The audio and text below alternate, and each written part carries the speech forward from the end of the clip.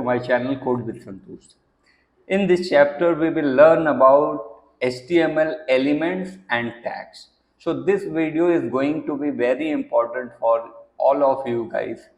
Whether you are experienced or you are just started learning the HTML or you are mid-level developer, I will request all of you guys to watch this video properly because this video contains the core elements of HTML. So if we don't know about what is HTML elements and tags, we won't be able to create a HTML page. Okay. So first of all, we need to know what is HTML element. So I will again go to my that file, like this file which we have just created in our previous video. So this is our that file which we have created in our previous video. So it contains all the things like it has HTML, body, etc. So what is element? So if we consider this title, so if you consider this title, this whole thing is HTML element. So like this opening tag of title and then closing tag of title and with this content, this whole thing is known as HTML element. So here if you check this paragraph, it is also an element, like there is p tag, opening and closing p tag, and the content is also there. So this whole thing is known as HTML element. Clear? So now we will move to what is HTML tags. So in the same p tag, if we check that this opening tag, this is known as HTML tags. So this opening tag and this closing tag is known as HTML tags, and this is the content between the tags. Clear? So there are so many tags which are there. Like I have just given few examples here. Like you can see here that HTML, body, header, p, image, h1, href. These are all these are HTML tags. Okay. So there are so many HTML tags. I have just given few of them, but there are so many HTML tags, and these tags are used to create a HTML page. So we also need to know that whenever we are trying to, let me try to write something so that you can understand it properly. So I will write a h1 tag. Okay, this is h1 tag, and again just close the bracket, and again this is closing of the tag. Sorry, it auto close, and here I am writing the content like Code with Santosh.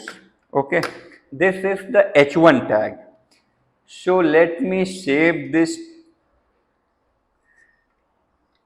I have saved this and I am refreshing here. You can see that this is showing here properly. So this is a h1 tag. Between the h1 tag I have written some content. So whatever you will write between the tags, it will show on the browser. But suppose if I remove this less than greater than symbol, or suppose I remove only this one, and if I save this, look how it is displaying on the browser. Okay. It does not know that this closing tag has not been closed, and it considers the same string, same text, like it is with code with Santosh slash h1 and this symbol. So it considers whole thing as h1 element. Okay. So if you go to the bottom line, we have written it as a p text. You can see here that this was earlier in paragraph text and it was very small than this h1 tag, but now if you check in this browser, they both are same. Why this is happening? This is very important question. So why this is happening? This is happening because we have not closed the h1 tag. So it considers that h1 tag starts from here and closes here after all the text. So suppose there are multiple lines written there, so all those elements will be in h1 tag. All those text will be in h1 tag. So it is very important that you close the tags properly. Okay, so if you close it properly and you can again check in the browser, it is working fine as expected. So this text is in paragraph text and this is in h1 heading tag. So heading tag is showing properly and paragraph is also displaying properly. So you need to make sure that you are closing the tag properly. You cannot open a tag and without closing you can write another line. It will create a problem. Okay. So there are some empty elements are also there. Suppose if this is your paragraph text and I just put here a BR tag. So this BR tag doesn't have a closing tag. It just gets open and there is no closing tag for that. If this BR means break of the line.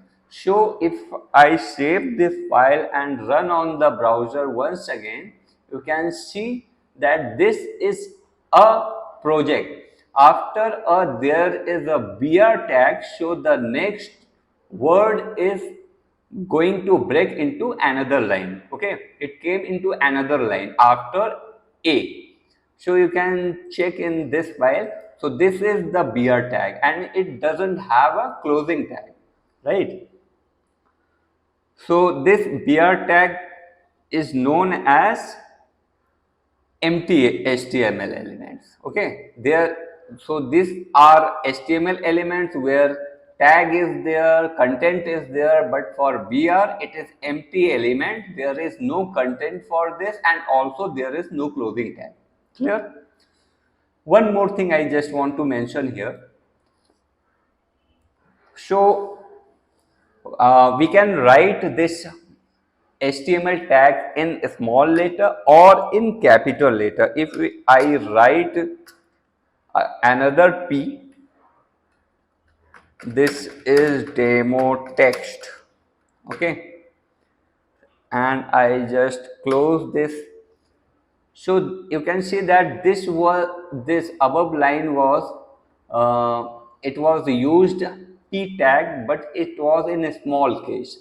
But here we have used capital letter for P tag. Can we check whether it is working fine in the browser or not? Let me check that. So this is same as this text, right? So HTML editor is or the browser is displaying properly for the small case or for capital case. So this can be known as this is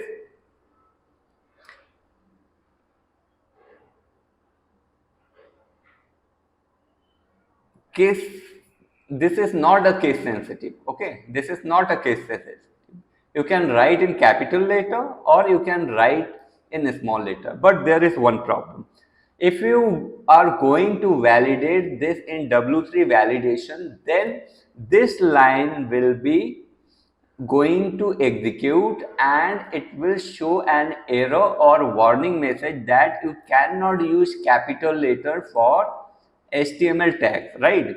So always try to write the HTML tag in small letter. You can see all those tags are in small letter, right? There is no capital letter for any of the tags.